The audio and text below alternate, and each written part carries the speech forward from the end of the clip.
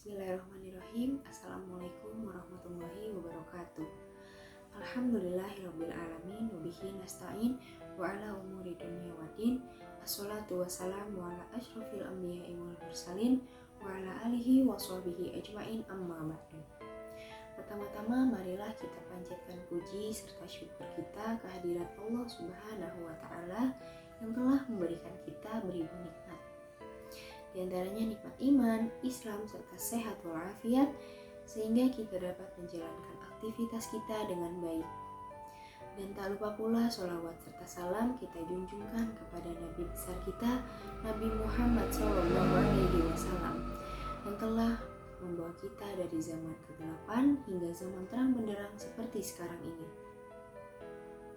Baik yang terhormat Bapak Dr. Hasan Basri Tanjung MA selaku dosen mata kuliah Islamic Public Speaking, dan yang terhormat teman-temanku sekalian. Pada kesempatan kali ini kita akan membahas mengenai iman harus berbuahkan amal dan amal harus disertai dengan iman. Iman adalah meyakini dengan hati, mengucapkan dengan lisan, dan mengamalkan dengan perbuatan. Orang yang beriman disebut dengan mukmin, sedangkan orang yang tidak beriman disebut dengan kafir. Orang yang beriman berarti meyakini adanya Allah Subhanahu wa taala, sedangkan orang yang tidak beriman mengingkari adanya Allah Subhanahu wa taala. Sedangkan amal soleh adalah menaati segala perintah Allah dan menjauhi segala larangannya.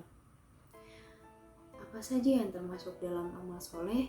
Yang termasuk dalam amal soleh adalah menunaikan ibadah puasa, menunaikan zakat, mendirikan sholat, husnuzon kepada Allah, berbakti kepada kedua orang tua, dan membantu terhadap sesama. Teman-temanku sekalian, iman dan amal memiliki hubungan yang sangat erat. Oleh karena itu tidak dapat dipisahkan.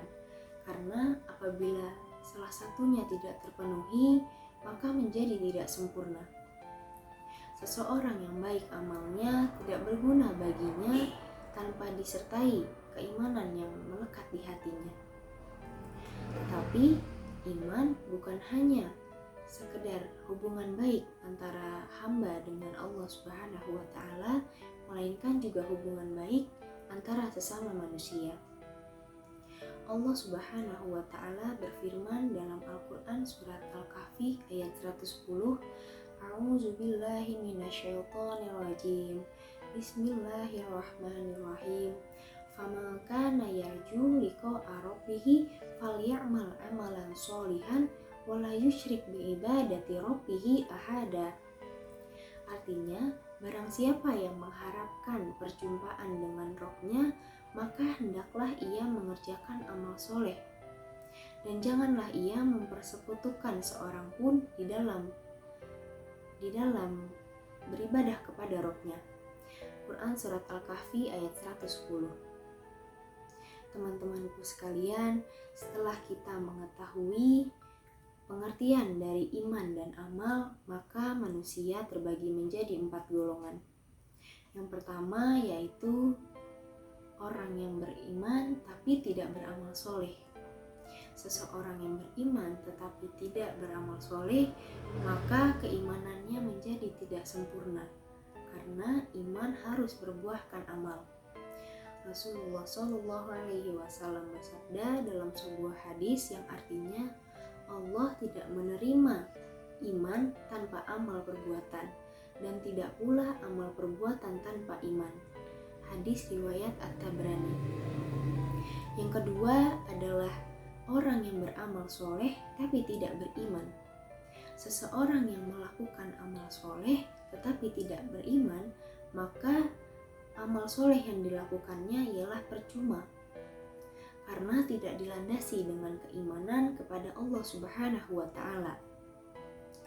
Yang ketiga, orang yang beriman dan orang yang beramal soleh. Seseorang yang beriman dan beramal soleh maka akan mendapatkan kehidupan yang baik, hatinya akan merasa tenang dan ganjaran pahala yang diberikan oleh Allah Subhanahu wa Ta'ala akan lebih baik dari yang dikerjakan. Dan yang terakhir, orang yang beriman tapi orang yang tidak beriman dan tidak beramal soleh. Orang yang tidak beriman dan tidak beramal soleh maka akan merasa kehilangan arah dalam hidupnya. Hatinya akan merasa gelisah dan akan mendapatkan azab yang pedih oleh Allah Subhanahu wa Ta'ala.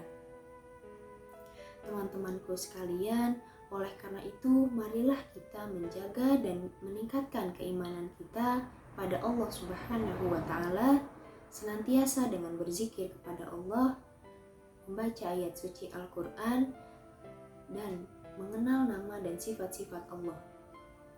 Oleh karena itu, janganlah kita melakukan perbuatan yang salah, seperti pergaulan yang salah dan kemaksiatan. Baik, mungkin cukup sekian yang dapat saya sampaikan. Kurang lebihnya mohon dimaafkan. Unzur man qala walatan zurman qala. Lihatlah apa yang dikatakan, jangan lihat siapa yang mengatakan. Wabillahi taufiq wal hidayah. Wassalamualaikum warahmatullahi wabarakatuh.